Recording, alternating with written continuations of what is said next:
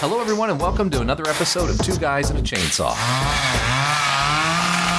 I'm Todd. And I'm Craig. Well, it is a very special holiday episode of Two Guys and a Chainsaw. A holiday production, really. As Craig and I have this rare treat, this rare present, where we are here and We're taking selfies. we just snapped a selfie for you. We are here together for the first time in how many years has it been? A long time. 5. Your kid was an infant the last time we were together. So I think it was about 5.5 years ago, and I believe that was the Something Wicked This Way Comes episode that we recorded in your living room. Yep. And that was a very special movie for both of us, and so we were able to do that and be together at the same time, just the way we started things. Right. And I don't know about you, Craig, but like if you go back and listen to the earlier episodes, there's a different kind of energy. Yeah. You know, when we're like sitting right across from each other and face to face and all that, instead of patiently waiting for the other person to finish talking. Right. So then we can, or kind of judging, oh, now I can come in. Oh, no, wait. And all those things we edit out, right, most of the time. This is raw, pure, and uncut, right here in a hotel room. Yep. Where we just got off of watching Violent Night, which just came out Today, I think. I know, it's crazy. I think that's another first. I think so, except I was trying to think while we were there. We've done this before. Yes, The Witch. The Witch. Did we see Krampus together in the theater, too? Yes, we did. You're right. It was The Witch and Krampus, at least. It's like a Christmas miracle. Oh, the Trinity. Mary, Joseph, and the baby Jesus is today. So it really feels good, by the way, to be back here just face to face with you. It's so cool. It does. Just like, we talk every single week and we don't see each other. Like, we don't do video chat or anything like that. But we're way too lazy to want to see what state each of us are in the morning. Oh my God. Yeah, I roll out of bed and roll in front of my computer. Nobody needs to see that. And I strip down naked for no reason at all. Just because I can. Oh man. So no, it is nice. It's it was a nice surprise because I had wanted to see this movie, but for some reason I thought that we weren't gonna. It came out later, so I didn't think we were gonna. You're only here for a couple days, right? So I didn't think we were gonna get to see it together. So it was a fun surprise. But it's weird because we saw it in a theater, so I didn't take any notes. And then we had that awkward moment where we're leaving the theater and we're like, we can't say anything about the movie because we gotta save it for 10 minutes later when we can get in front of a mic. Yeah, and just fair warning, we had dinner before the show, and then a couple of really quick, nice strong drinks. And we may or may not be sipping on something right now. Yeah, so we'll see how it goes. But I'm excited about it because I've been looking forward to this movie. I don't know, we've seen like Killer Santas and stuff before. It's not like that's anything new, but this has good people in it. It seemed like it, was filmed on now in hindsight, it seemed like it was filmed on a big budget. Yeah. It felt like a big budget movie. I wasn't expecting that. I wasn't really either. I didn't know what to expect. I really kind of expected it to be goofy, but fun. And, I'll just spill the tea. I fucking loved it. Yeah. It was a blast. It was a lot of fun, and it surprised me. Me too. I was surprised by how much I liked it because, to be fair, I don't know if it's really a horror movie. This is a home invasion movie, Chris. Yeah, it's more of a violent thriller, and it is really violent. It's gory. And there's lots of good fighting, like exciting fight scenes, and lots of like gunplay and lots of creative violence. So it's definitely bloody, but at its heart, it is like one of the Christmassy Christmas movies I've ever seen. It's sort of like what they did with the Jane Austen and Pride and Prejudice and Zombies. It's like you took a very heartfelt Hallmark Christmas movie and you just laid, terrorists and Santa smashing people in the face and blood and things like that over it, right? Yeah. They just another layer added to what ended up actually being a very seriously Christmas movie. Yeah. In that it was hitting all of the notes, right? I was surprised how much heart it had. Like, I was feeling a little sappy at the end. I can't say I shed a tear or anything, but it was sweet. Like, it was weirdly sweet in the end. Well, but my point with that is, like, it's genuine, right? It's weirdly sweet. It's not like a lot of comedies which will hit these notes as part of the gag. And so in the middle of it, you'll see that they're not really playing it straight, right? And this movie, all of that was played straight. All the little moments like, you know, when the girl talks Santa into believing in life again, you know? Right. And these, I believe too. And, you know, all this sappy Christmas stuff, or like the kisses and the reunifications and things, like, they were played totally straight. And they felt real. It worked. Yeah. Gosh. That's why it worked, I think. I would think, yeah, but it just seems like on paper, the two you know, the really violent, that's the thing. Like, I was sitting there thinking, gosh, I don't know who to recommend this movie to. Like, action fans, I guess, but I really feel like if you have teenage kids, especially boys, but maybe that's sexist. If you have teenagers, take them to see this. It's super fun. It's going to keep their attention. But in the end, ultimately, it's a sweet movie about family and putting family above all else. And even just like Christmas spirit type shit. Like, full that Christmas believing spirit in shit. Santa Claus. Yeah. Gosh, yeah, it was hard not to talk about it immediately coming out of the theater because I really enjoyed it. I just had such a good time. We were sitting there, and it is fun, you know. This is how we started. We would get together, usually at Todd's house, and sit on a couch in he had this little tiny man cave with this enormous ass TV. Enormous for the time. I'm not even sure if it still would be considered enormous. 100 inches. Well, yeah, it's pretty. Yeah, it was huge. And the fact that we were sitting like 6 feet in front, like in this little room on your like dorm room couch, it was, but it was fun. We got to experience the movie together, and I got to see or hear your reactions. And it was really fun to sit, not just with you, but I'm really glad to have seen this movie in the theater, especially, I think, on opening night, because I think that the people who were there were people who had been looking forward to it, and they were there to have a good time. Well, the only people coming to Violent Santa on opening night are the people who really want to be there. Yeah, I feel bad. Our bartender, before the movie, was like, "Oh, you're going to see that? Come back and tell me how it was. I'm the only person I know who wants to see it." Too bad we don't have business cards with our yeah. But we could have just slipped that to him, like, check back in a week. Check it out. But no, it was fun. And the audience was small. I mean, I live in a small town, so it was a pretty small audience. But it was more mixed than I thought. Yeah. Did you see there was like basically somebody's grandmother sitting behind? It looks like the grandma was taking her two granddaughters out to see this movie. And I thought, I wonder how she's going to react to this. But, I mean, aside from the violence, and it is really violent, like lots of machine guns and stabbings, creative things. One of the things, I mean, establishes really early. It's about this family we'll get to in a second, but this it's an extended family. But the main people that we're focused on are this small family of a mother and father who seem to be going through some marital problems, and they have a young daughter. And in the very beginning, it's established that the young daughter stayed up late the night before and watched Home Alone. Mm-hmm. And so then later in the movie, I had seen this movie advertised as Die Hard meets Home Alone, which is actually not a bad description. It's maybe even a little bit on the nose. Yeah. But in the end, there's some total Home Alone homage, I guess. Oh, yeah. Straight out copying. But it's hilarious. It's funny. Because it treats the stuff that happens in Home Alone the way that it would really be. Like those guys, Home Alone Home Alone is a terribly violent movie if you think about it. And very unrealistic in its portrayal of that violence. Right. So this ultimately, I mean, this comes at the end of the movie, but this little girl sets up these booby traps for these bad guys, and it plays just like Home Alone. It even's got music that tracks along with the Home Alone theme music. It's cute. Except for the results of these traps are realistic. so these people are getting messed up. Oh god. And killed. Yeah. Oh man. Yeah, and so the girl, and you can see that she and her you know what, actually I didn't catch that they were divorced in the beginning. I didn't know if they were divorced or they just having problems. The daughter and the mom, who I didn't recognize her from anything.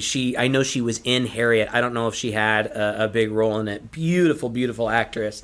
The mom and the daughter pick up the dad, and the dad says to the mom, "Thank you for doing this." And the mom says, "I'm not doing it for you." Oh, yeah, she did say that. I kind of wondered what it was. I was too dense to realize. So I have a feeling that they are separated, but maybe they're divorced, maybe not, because it seems like... Well, there's animosity there. There's animosity, but the kid, at least, still hopes that there may be some reconciliation. In fact, ultimately, that's what she asks for Christmas. When they're going to their grandmother's house. Their grandmother is played by Beverly D'Angelo, who I love. Yeah. I know her primarily from the Vacation movies, and Christmas Vacation is an iconic holiday movie. I saw it like 3 weeks ago. Yeah, it's a great movie. It's my favorite of the series. And she's great in it. And, I saw an interview with her where she talked about how she really had a good time playing that role in Christmas Vacation because that was her mom. She was playing her mom, the one who always kept everything together, who was the peacemaker, who really cared about everybody and brought everybody together. And so, the interview was asking her, how does it feel to step into what may very well become an iconic Christmas role? And she said, I hope it does. But very different. But she had a lot of fun with it because her character in this movie is totally... The opposite. Yeah, she's a complete bitch. Yeah, she's a cold, hard bitch. They're incredibly wealthy. Like, she lives... Like, comically wealthy. Oh, yeah. I mean, she lives in this huge mansion that is just absolutely decorated to the nines. Like, it looks like you're walking into Macy's or something. It's crazy. And yet, it's so cute because in the beginning, when we're sort of introduced, it's as they pull into the mansion and they say hello to the gatekeeper there. This couple, they pull in, she's like, and she makes some comment. I can't remember. The wife makes some comment to the husband about how, I hate it come to your place or coming to your... It's always weird to me that you've come from this. Right. And the camera, as they're coming in, tracks through the house as different people in the house are making preparations. The idea is this family is so wealthy, even though it's just a get-together of like 5 or 6 people, they have a staff that easily outnumbers them, putting up all these decorations and slicing meats and things like that. And they've got one guy walking around coordinating it, almost like he's a police SWAT team coach. But nobody is smiling at all. Right. In fact, they look rather pissed off and serious at each other. And someone goes over and even yells at the woman slicing the meat, "I told you to slice it thinner." Right. As they're coming in. So this isn't going to be a house full of holiday cheer. And I just like the way that was communicated early on. Yeah, and Beverly D'Angelo plays it really well. There was a time, I don't know, probably 10 years ago, where I think Beverly D'Angelo popped up in a Christmas commercial with the rest of the cast of Christmas Vacation. And I know, there was kind of the reboot of the Vacation series with Ed Helms and Christina Applegate, and she cameoed with Chevy Chase in that. And there was a period of time where I thought, I love you so much, but stop with the work. I don't know. I don't know if she's grown into it, but she looks really good now. She looks better now than she used to. Yeah, she's in real life, she's in her 70s. For a woman in her 70s, she looks great, and she really just kind of seemed to be eating this up. It just seemed like she was having a great time. She's playing it real hard, real mean, cursing like a sailor in front of her grandkids. I mean, she comes in cursing. All we do is we hear her off screen talking on the phone to somebody, and she's bitching and cursing and just crude and crass and the things that she says.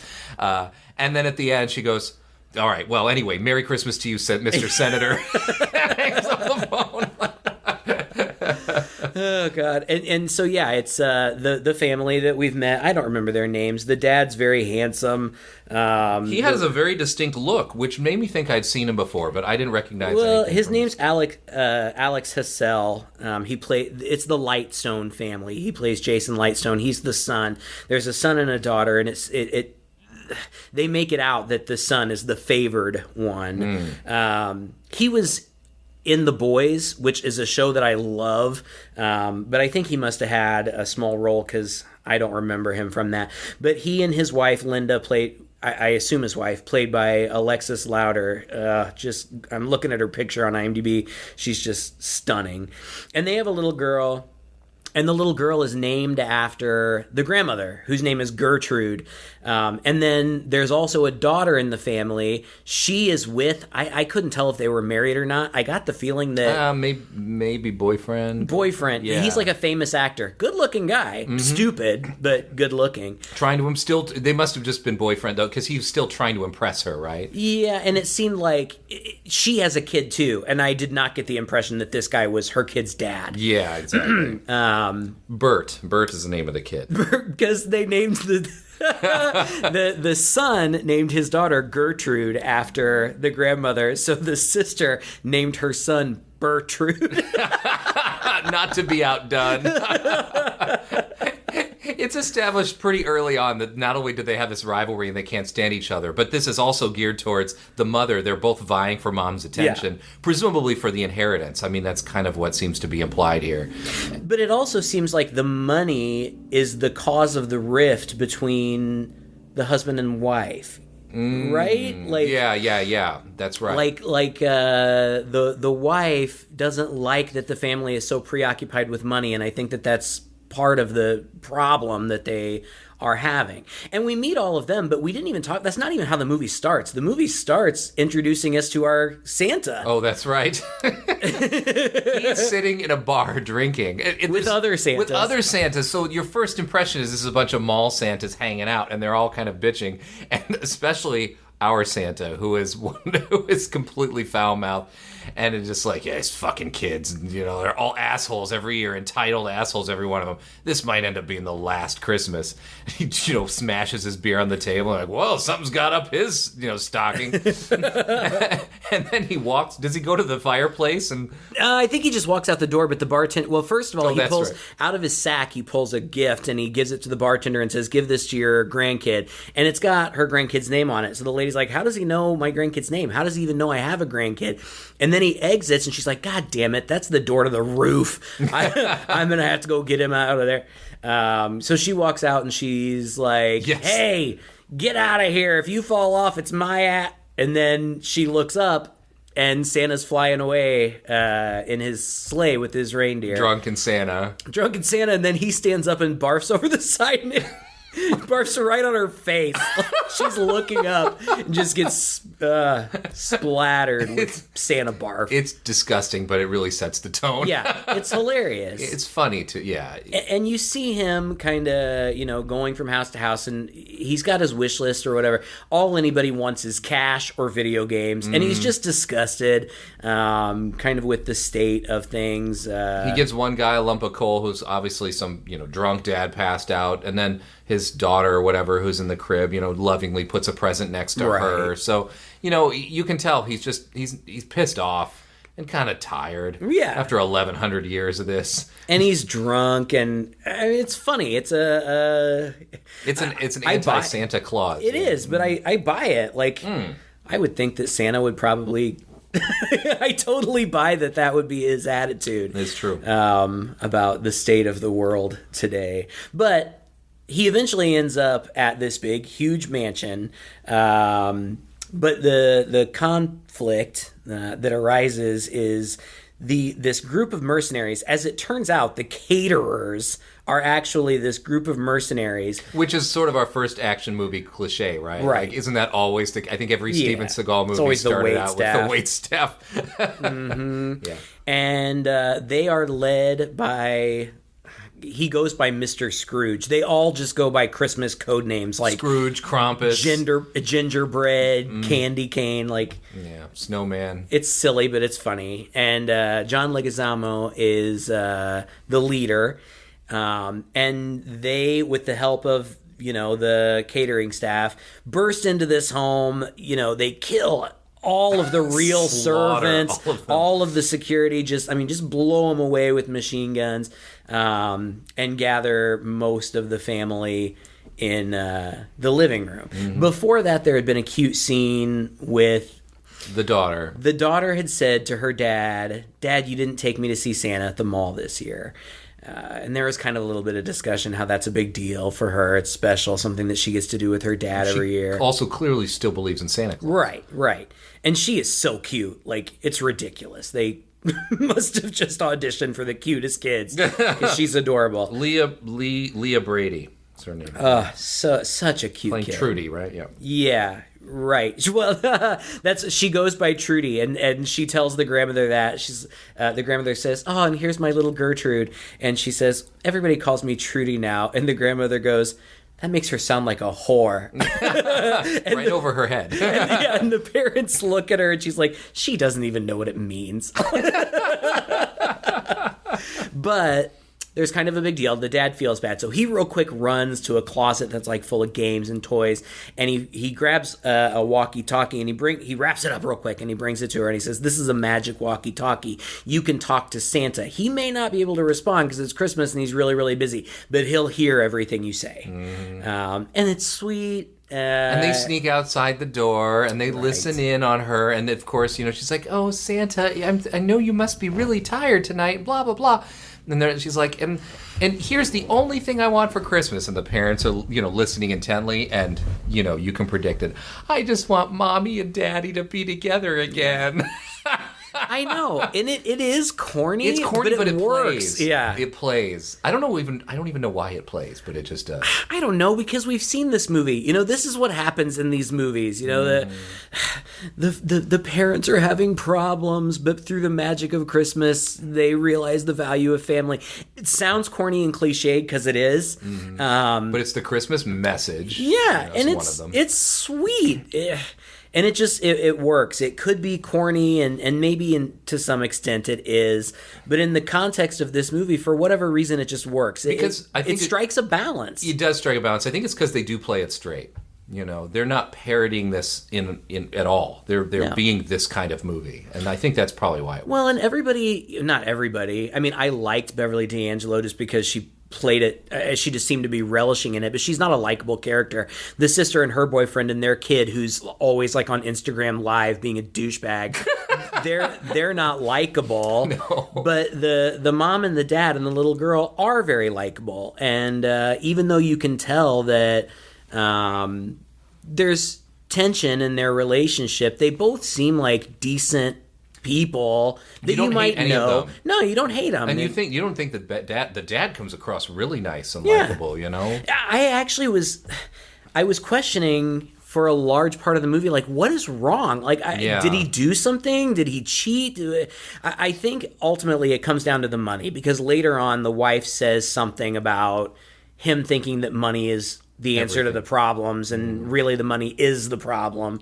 But that comes much later. Well, and he promises too. I think around this time, he pulls his wife aside and says, "What do you think if we just could start all over?" I'm sorry, it's a little later, but he pulls her aside and says, "What if we can make her wish come true?" Right. And the mom's like, "What are you talking about?" It's like, "What if we could get back together?" And she's like, "That we can't do that." And he's like, "No, I mean, get away from the family, get rid of all this, leave tonight, just go forever, never turn back, never see my family." So it's pretty clear that is what would fix things, right? Right. He's promising. So the family and the money is the problem. Right. Yeah. So, it sets up all this tension, and then the machine gun wielding folks come in. And Santa, at first, he hears, the machine guns and everything, and he's kind of sneaking around. It's funny the way that it's shot. He's just kind of peeking around corners the way that Santa does. Mm-hmm. And nobody's really, even these hitmen or whatever are not seeing him. But initially, he's just trying to get out of there. Oh, he wants to save his ass. Yeah.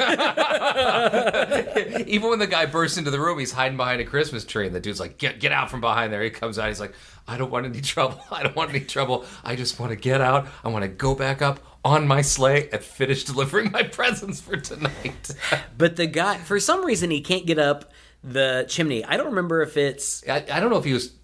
he said, "Darn it, something." He was too scared, or like he didn't have maybe too drunk. I don't know, but he couldn't get his nose magic to work, and so he couldn't get up. And then the guy who's confronting him shoots his machine gun. I don't know if it's accidental or intentional, but through the roof, which spooks the reindeer, and they take off. Mm-hmm. And Santa's like cursing at them through the window, telling them to come back. But at that point, he's basically stuck there. And I would say this is like our first action sequence, right? There's a big fight, I think. There's a big fight between the two of them. And I think it's kind of funny because they use every Christmas element in that entire room for this battle. Like, they stumble against a tree, and then he grabs the lights off the tree and comes up and tries to strangle one of them. And then Santa grabs this and Santa grabs that. And by the way, Santa has been having these little minor flashbacks. These little minor flashbacks to what you can tell must be his past. And the first flashback is just a close-up on what is obviously his face, but in like a warrior helmet. Mm-hmm. This is like clearly, thousands of years ago. And you get the sense, okay, he was a warrior. You don't know how he became Santa, and I still don't think we know how he became Santa. No. But, the idea is that, the impression that you get is when Santa starts being really, really good at beating these people, is that, okay, this guy has these abilities. Right. Like it's been established very quickly and cleverly by those shots of him as a warrior that the guy can fight. We just didn't know it. Yeah, and I don't think that we're going to be able to help but conflate some things here in the middle, because it really is, for a long time, after he kills this first guy, he throws him out a window. I think he goes out the window with this guy, but the guy ends up getting impaled on a big icicle. Uh-huh. And the other bad guys eventually find that guy, so they think that they know that there's somebody there. What do they call him, a mole or something? I don't remember. Yeah. So they kind of know somebody's there. So he's kind of sneaking around for a long time. He ends up, confronting a couple of them. And like you said, it's all kind of Christmas gags, like candy canes and, filling a stocking full of pool balls and pool cubes, beating the crap out of a guy.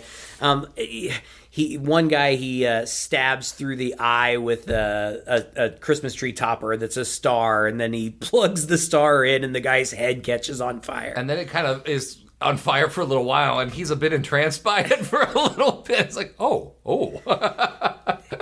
And while all this is going on, at some point, I feel like it's after the first or second fight that he has with one of these henchmen, he's there, I think, in that game room that the dad had gotten the walkie-talkie out of. And so the dad had only given the girl one walkie-talkie, so the other one's still in there, and he hears the girl talking. Well, I think what he does is he takes because the bad guys are talking on the walkie-talkie of the dude he just killed. And he starts spinning the frequencies, saying, gotcha. 911, I gotta get an emergency frequency. Like that exists. Gotcha, right. And that's when he stumbles upon her frequency, yeah. But yeah. And then he can't leave. Like this little girl is counting on him. He sees her at some point, through the frosty window, kind of in peril with all of these bad guys. And then he can't leave. And it's cute. There's a lot of fun stuff through it. Like, he has his list. Like, so eventually, at this time, after he beats this guy up and does the walkie-talkie, he's talking on it, and she hears it. And so, even though they're in the same room, they're being held hostage in the living room by a couple of goons, this girl starts talking with Santa, and that's when she realizes there's this guy in the house that's going to help them, and he's asking her for intel. Right. You know this house better than anybody else. But first she has to establish, right, that he's real, because he says he's Santa, and of course she gets excited, but she's like, but my mommy and daddy just told me Santa wasn't real. And this was a scene that I think we skipped over, but yeah, it was just a scene where they're trying to get... Oh, God, we skipped over a bunch. The whole reason that these guys are there is because they know that this family is somehow in some sort of shady arrangement with the government, where the government is giving them $300 million in exchange for kind of covering up shady oil deals in the Middle East, like government deals. And so that's why they're there. And at one point, they're trying to... I think that they get... Gosh, I don't remember. I'm getting it out of order because I'm thinking they break in, but they didn't break in at this Well, point. So, the mother says, when John Leguizamo originally says, "This is why we're here. We know you've got $300 million down there," she mouths off and he punches her, which I thought I didn't see coming. Yeah. John Leguizamo punching a 72-year-old woman. Mm-hmm. But she's tough. She can take it.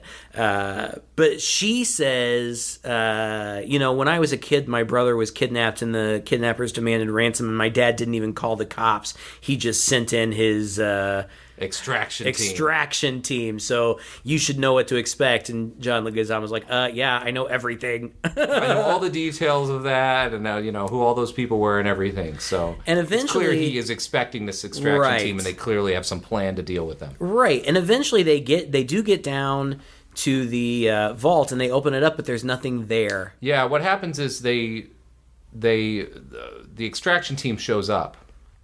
But it turns out the extraction team's in on it, too. Yep. The douchey boyfriend of the one woman runs out, manages to get out the window, and runs out, and they see him, and they quiz him real quick, and he says, "Oh, I just escaped," and then they just shoot him. Mm-hmm. That's when you know the extraction team is in on it, because that he's the guy who apparently has the key that will unlock the vault. And so once he's there, and they're together, him and the John Leguizamo character, Scrooge, go down and they unlock the vault. But like you said, they see that there's absolutely nothing in there anymore. So he comes upstairs and they start quizzing. And so some people are supposed to be... Well, they start torturing. They're like, who should we torture? Mm. And the sister and her boyfriend are like, torture him. He's mom's favorite.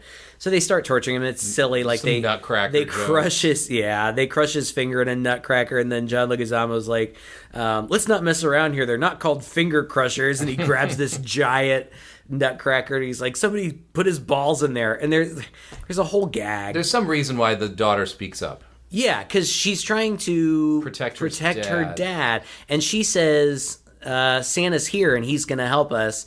And the mom and dad are like, "Shh, no, there's nobody here. Nobody's going to help us. Don't say anything. Don't say anything." But the girl keeps going on and on until finally the dad shouts, "There is no such thing as Santa." Now, he doesn't know that there's really a guy in the house trying to help them out. He just thinks that, the girl believes, but she's just going to end up getting them in more trouble. Yeah, they think she's just talking to herself on this walkie-talkie. Right. I guess they haven't heard the other end. Well, because she's got an earpiece. Oh, you're right. Mm-hmm. So they wouldn't hear it. She's got an earpiece. Oh, that's clever. But yeah, as it turns out, we had seen earlier, like, I don't know, just to entertain themselves or something, the terrorists had told the family that they should exchange gifts. And what it turned into was people giving the grandmother gifts, and the douchey boyfriend of the sister basically gives her a proposal to fund a movie that he wants to be in, and he's like, "What a better gift than the gift of an opportunity." He's such a douchebag. And then the mom gives her, the sister rather, gives the grandmother a picture, and she's like, "It's a sentimental portrait of the day I was born." And the mom's like, "Yeah, I know, I was there." Just sit across the room. But then the son, well, he doesn't want, somebody's like, you give her your present. And he's like, "Oh, I think I left it in the car." And the dumbass teenager nephew is like, no, I saw you brought it in. Here, I'll get it for you. And he gives it to the grandmother, and the grandmother opens it, and she says, "Oh, it's my favorite whiskey." And then she goes to open the card, and the dad's like, "Oh, you don't have to read that. You don't have to read that." And so she reads it to herself and then just folds it up and puts it in the interior pocket of her jacket and just says, "Thank you," whatever his name is, and doesn't say anything more about it. As it turns out, the hitmen guys eventually get it out of him, because they threaten his wife. They threaten to shoot his wife. They get it out of him that it was him. He stole all the money. And his plan was to take it and run away with his family and separate himself from his mother's family. And I think this is where the wife comes in and gets kind of pissed, right? Yeah. She's like, "It's you stole the money. You were going to take the money with us. Like, money is the root of all this, right? Money's the problem." Yeah. Yeah, and so then it becomes, a matter of John Leguizamo and his henchmen looking for the money, and they end up, the guy hid it in the manger scene out in the yard. But there's a lot of stuff that goes on. There's a lot of fighting. There's one point where Santa Claus, he goes to the gate to try to talk to the guard who's been killed. And he realizes that in one of the fights that he's been in, he's been injured. And he goes back to the house, and he takes off his jacket and his shirt. And he's, like Santa Claus is supposed to be, a jolly, portly dude. But he's also covered in these cool kind of like tribal tattoos, which I thought was a really cool touch. It was a really interesting touch. Like, it just immediately starts some mystery, right? Yeah, was going on that's there. not really answered, which makes me wonder if they plan on following this movie up. I mean, I feel like it was probably part of his warrior, Right. But, yeah, we don't know. But like you said, he does. He explains eventually to the little girl that he wasn't always Santa Claus. He used to be, I don't know, Nicobund the Red or something like that. And he was this warrior, and he had this hammer that he called Skull Crusher.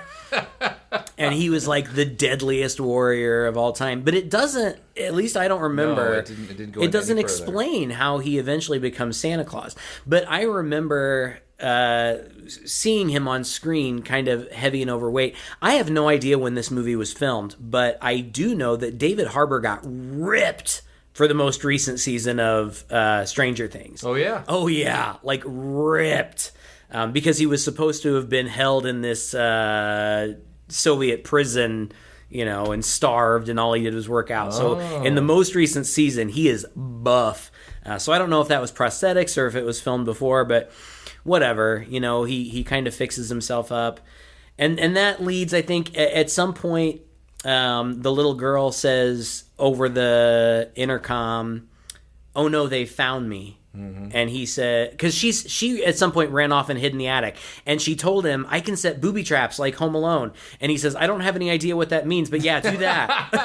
It's funny how this Santa, every now and then it kind of pops in that, he's a man out of time, really. Yeah. He only concerns himself with distributing presents. He can't keep up with the latest in technology. Even at one point, he grabs a gun from somebody, and he just asks, "Does anybody else know how to use this?" And chucks it to the mom. It's like, all right, well, you can use it. The idea is he doesn't even know what this is. But for a guy who can't figure out a gun or doesn't know what Home Alone is, he seems to intuitively understand what the power tools in the garage all do. Yeah, that's true. In a later scene. I don't remember where that scene. I mean, I feel like there's a part where Santa is talking to the girl on the walkie-talkie, and she's kind of giving him a pep talk. Yeah. And because he's kind of given up, he's injured, and he's like, "I'm sorry," because that's when the Excision Squad or whatever it was, they had shown up, and it turns out, that they're bad too. And Santa's like, "I'm sorry, I don't think I can help." And she said, "Of course you can. You just have to believe." And she says, "If you only had one Christmas wish, what would it be?" And he's looking at his wedding ring, and he takes it off, and he says, "If I had one Christmas wish, it would be that I could see Mrs. Claus again." And she says, "Well, then go out there and make that wish come true." And he drops his ring, and he goes scurrying after it, and it rolls right into a sledgehammer. And he picks that thing up, and like 6 guys with machine guns burst through the door, and he just takes them all out with his sledgehammer, all to Christmas music. That was another thing that I loved about this movie. The music was fantastic. It's so good. It was just this kind of music for this kind of movie. It was a totally serious, beautiful, grand Christmas movie score. Yeah. And the score incorporated traditional carols that you would be familiar with, but then they also backed some of the scenes. I feel like this big kick-ass scene was backed to some like sappy Bryan Adams Christmas song. Yeah. And it works so well because it shouldn't. Like, you shouldn't have this badass action scene with Bryan Adams singing some sappy Christmas song in the background, but the juxtaposition just works. It works really well. It was great. It's seamless, really. It is so seamless. I just thought it was really clever, and it was acted well. It was choreographed well. The fight scenes were really fun and exciting to watch. For most of the jokes totally land. Not all of them, but most of them totally land. And then there's no shortage, like we said, of gags. Right? But that never gets old, right? That never gets stale. It's like just enough. Some of them I even saw coming, like the little girl leaves Santa a great big candy cane. I'm like, oh, he's going to stab somebody with that candy cane later. He sucks on it almost like he's chomping a cigar while he's taking these guys out, like, what's his name, from the A-Team. And then toward the last guy, he pulls it out of his mouth, and by now, it's sharpened to a point, right? From Hilarious, all the sucking. Right.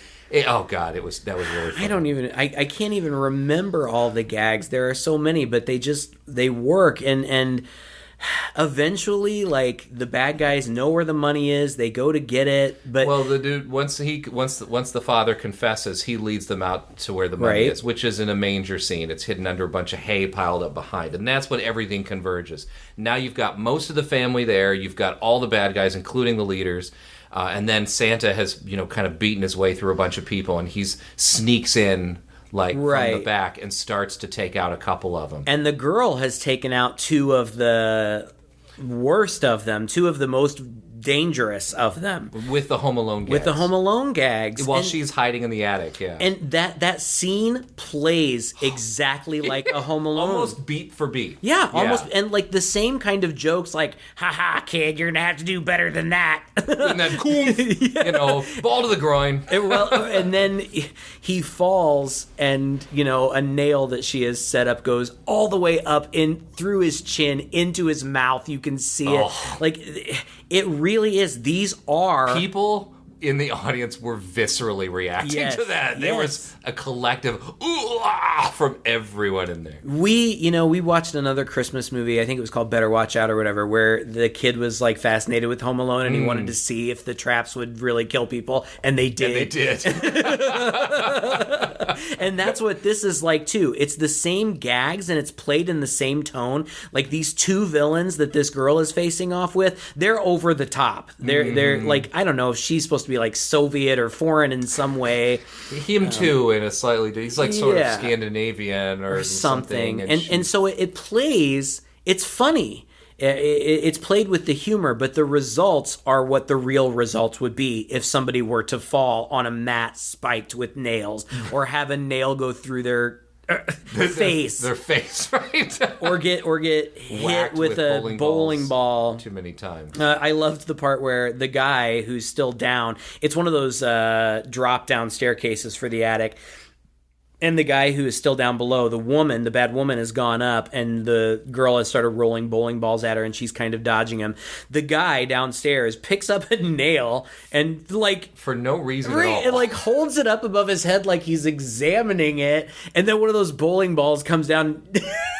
pushes the nail right into his head, and then he falls back onto the mat full of nails. That might be one of my lone criticisms of this movie, is that made no sense that he would be holding that up and examining it. But I think... They were reaching for that. Well, I think they were being intentionally silly. I mean, I think... Yeah, that's probably true. They mention Home Alone by name in the movie. Times. There's no hiding the fact that this is what they were going for, and I think it's really clever to show it in a more... Even though you're right, it's silly, and the people probably wouldn't respond the way that they do, but that's also how Home Alone was too. So yeah, right. So it's like a parody, really. They're bumbling like the guys in Home Alone. Yeah.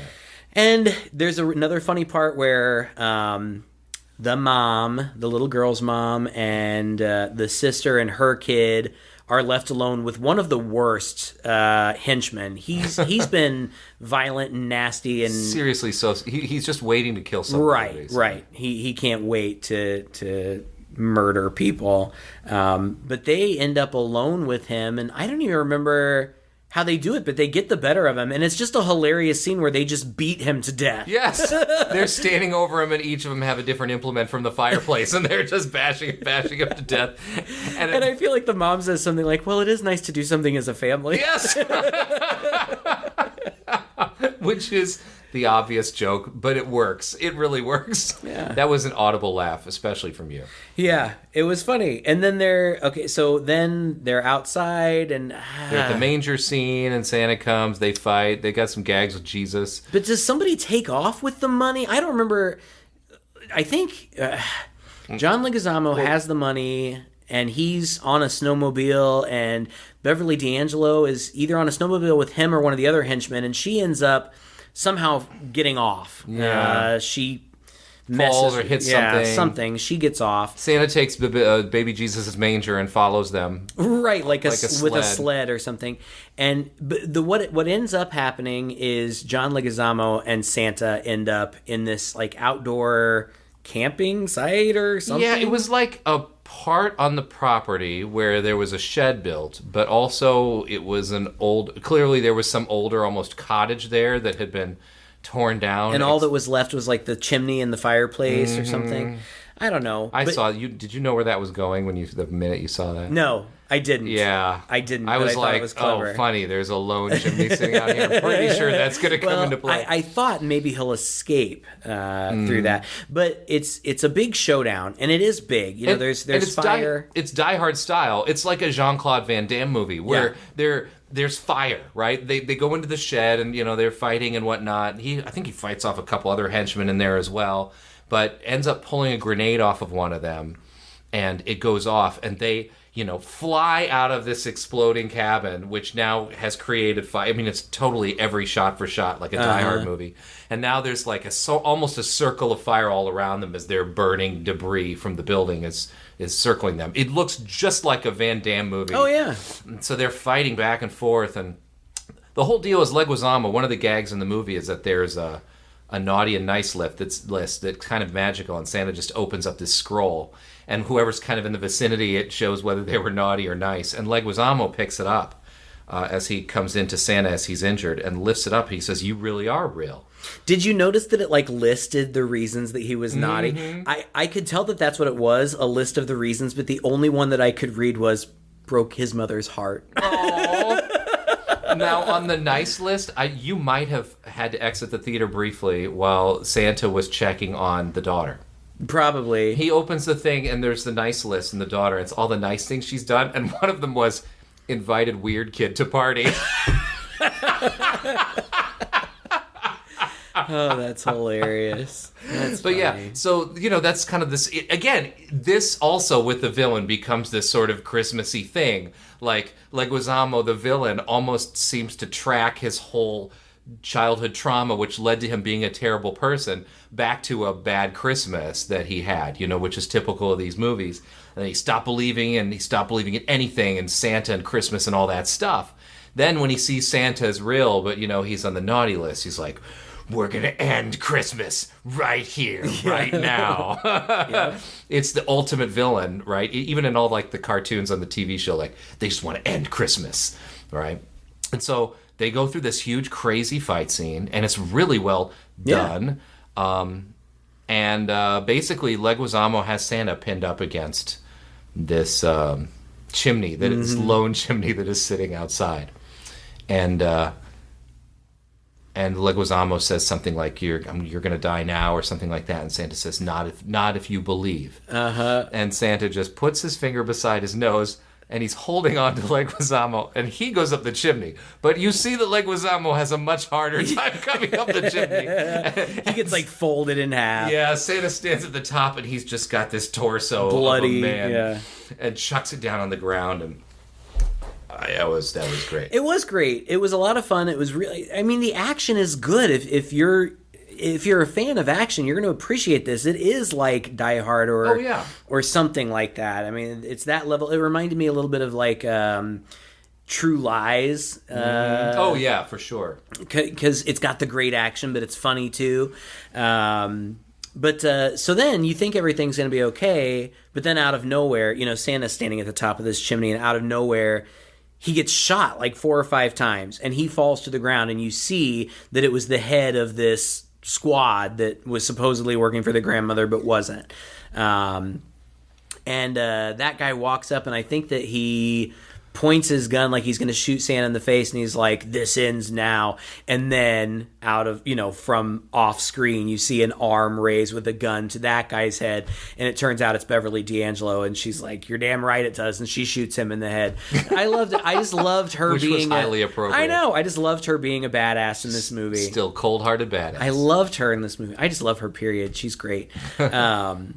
But then Santa's dying, and it's so typical. It's typical, but it was sweet. It works. And it did work. It actually was an emotional moment. It feels like Miracle on 42nd Street, or any of these sweet movies where the family, some of them assholes, which reminded me also of Krampus. Like some of the people in that family were assholes, but even by the end, you realized that they were just people. Like you weren't rooting against them. All the remaining family gather around, and the little girl's like, we have to believe, and she says, I believe in you, and then her dad says, I believe in you, and the mom says, I believe in you, and a little bit begrudgingly, but at the same time sincerely, Beverly D'Angelo says it too, and she's like, oh fuck, I believe too. And then like the mom's like, Jesus Christ, all right, I do. The douchey Instagram kid is like, I believe, and the vapid aunt is like, I believe too. And it brings Santa back to life. Brings him back to life. And the whole time, it's perfect, actually. Just he says, it's Christmas magic. And I can't explain it. I don't know how it works. Which is funny. All the explanation we really need. Really, And then the reindeer show back up, and he's pissed at them for taking off and leaving him and only coming back when everything was okay. But then he notices the sack. Yeah, because John Leguizamo had thrown his magic sack in the fire, and he was like, no, that sack was full of children's dreams. Hilarious. That was probably the funniest line. But then, because he delivers it with such sincerity, like he's in agony. No! And it's so ridiculous. It is. But the reindeer had gone back to the North Pole to get his spare sack. And Mrs. Claus, he finds a note from Mrs. Claus that says, I thought you might need this too. And it's his skull crusher. It's a little late, but it's the thought that counts. Sure. And it's cute. He talks to the reindeer. He's like, oh, I can't stay mad at you guys. He's like snuggling them and petting them and stuff. It's adorable.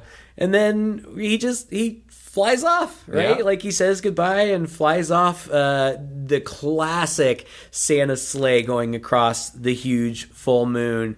And I thought that there would be some cynical Cap scene. There's really not. There's a really brief, not really mid-credits, it's just after a few seconds of the credits, there's a little scene where the douchey Instagram kid is, on Instagram Live, like, showing the bodies, and, like...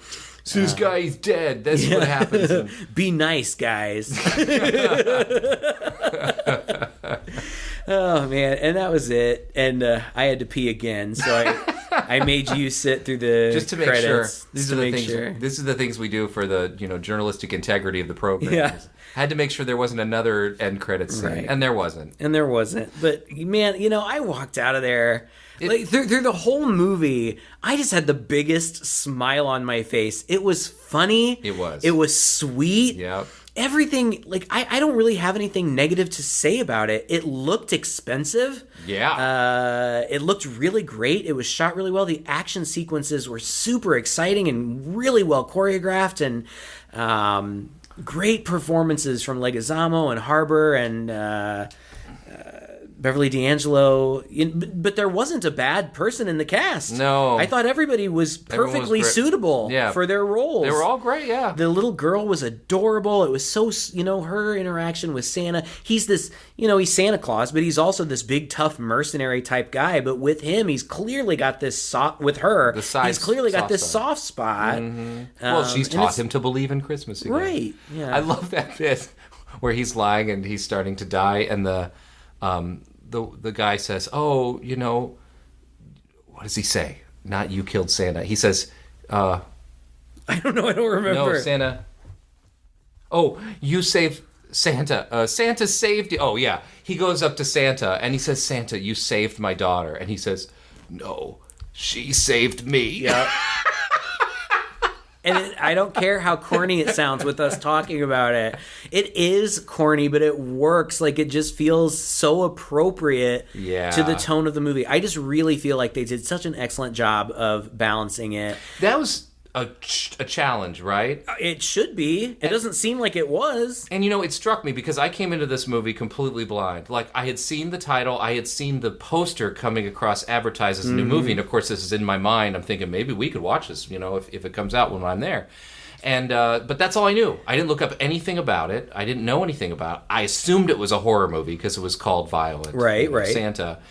And then as the end credits were playing, Tommy Wirkola popped up on the screen. And I'm like, Tommy Wirkola. Oh, God. Like, we've seen at least one movie by him that we really liked.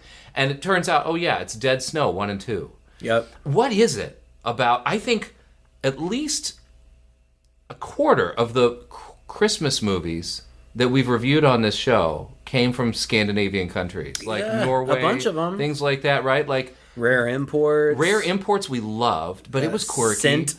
Yes, Scent we didn't like as much, but it wasn't a comedy either. Right. But it's unique and it struck an interesting tone. And then Dead Snow, which just, it has a wicked sense of humor, that movie. And the second one is even better than the first, really. There's just a perfect little comedy blend there that really works. It's played a little dryly. It's really violent, and it kind of throws you in different directions. It's different from what this movie, I think, would have been like if you had put it in the hands of an American director, to be quite honest. I think it would have had a slightly different sensibility. I think the satire of it would have maybe been played up more. I don't know, just things played out very much like they did in Dead Snow, to be honest. Right. Which really worked for me. And so I felt like this guy's got a really great handle on mixing horror with comedy. And now we know he can make a perfect Christmas movie as well. Yeah, it's wild. It just seems like it shouldn't work. But we've seen this kind of thing before where you take your conventions of a Christmas movie and you give it a twist. Like, Krampus is still one of my favorite Christmas movies. And it's genuinely scary. It's genuinely scary. It strikes a really interesting tone, doesn't it? Yeah, but it's also sweet and about the importance of family and being there for your family. And that's the lesson that they all learn in the end. It is a Christmas movie in that sense. It's not a parody of a Christmas movie. Even Christmas Vacation, those vacation movies were not family movies. The original Vacation, European Vacation, they were raunchy movies. And then Christmas Vacation comes along and there's the same type of humor, but it sets it in the context of Christmas and has that Christmas message of the importance of family and being together, and it just works. And believing and well, and it just works here too. I don't know. It's such a unique thing for us to see a movie not having any idea how it's going to be received, whether or not people are going to like it, but folks, if you like the kinds of movies that we like, you are going to like this movie. I say go to the theater, put a mask on if that makes you feel better, be cautious or whatever, but go to a theater and see this movie with an audience. Yeah. Because I think that you're going to have a lot of fun. It's great because, number one, it's going to be great with an audience because of the reactions, because it's a comedy and also a bit of a horror. I mean, we're going to put it in the horror camp just because we have to. Home invasion movie is what this is. It's no different from, Funny Games or something like that. But I mean, seriously, it's that too. And so if you were to strip out the extremities of the violence and make this a more like PG-13 movie, it's actually a pretty decent family movie. Yeah, absolutely. An all ages 13 and above kind of ages kind of movie where I think everybody would love it. We say this all the time. It depends on the sensibilities of your kids. Yeah. Of course. You and I would have watched this at 10 years old, right, and been totally fine with it and would have seen movies. I watched Die Hard when I was a little kid, and other things. And so some kids would probably be fine with this and would probably really enjoy it. It's not for kids. I mean, it is really violent. There's a lot of cursing. It earns its R. Yeah, for sure. So if your kids, if they're not ready for that or you're not ready for them to see that kind of thing, then no, it's for grown-ups. But your kids. Yeah. If you think they would like it, they probably will. Yeah. And you could have a lot of fun watching it with them. And that's really, that's. And I think you would be like the cool parent. Yeah. Do it. Don't you want to be one of the cool parents, huh? Don't you? All the cool parents are doing it for their kids. Yeah, but like that's my point. If you stripped all those things out, this would just be a movie you would naturally just wouldn't think twice about going to see with your family. Yeah. So that's the only consideration really is the violence level. But if that were out, like all the humor, all the storyline, the feel of the movie, there's nothing more Christmassy. It's all just so warm and garlandy and, it just feels like that throughout. We have done Christmas movies where maybe there's like a Santa in the background or something. No, this is a Christmas movie through and through. Yeah. 100%. I loved it. I don't know. I'm a little drunk too, so maybe that has something to do with it. I had a great time. And maybe it's just, it's been such a good time to get to see you and hang out with you. It's That's weird. true. Like, you're one of my best friends that I haven't seen you in like 6 years. It's nuts. crazy. So just to get to actually sit down with you and have a conversation with you face to face, it's nice. Maybe in 6 years we'll do it again. Yeah, we'll see. If you want to ensure we're around for 6 more years, check out our Patreon page. I loved it too. Thank you, Craig. It's been a blast. I'm so glad we could visit. We need to make it shorter times. Yeah, absolutely. Sure. Well, thank you guys all for listening very much. Merry Christmas to you guys. If you enjoyed this podcast, please share it with a friend. If you've gone out to see this movie recently, be one of the first to make a comment about it. There's very little online right now. Yeah. So we're going to have this podcast out to you real fast. Check it out. Find us on twoguys.red40net.com or just search for us by searching Two Guys and a Chainsaw Podcast. Leave us a comment on our webpage, on Twitter. Leave us a nice little review on Apple if you enjoyed this episode. If you didn't enjoy it, just skip that. Yeah. We have more holiday-themed movies coming up for you these coming weeks.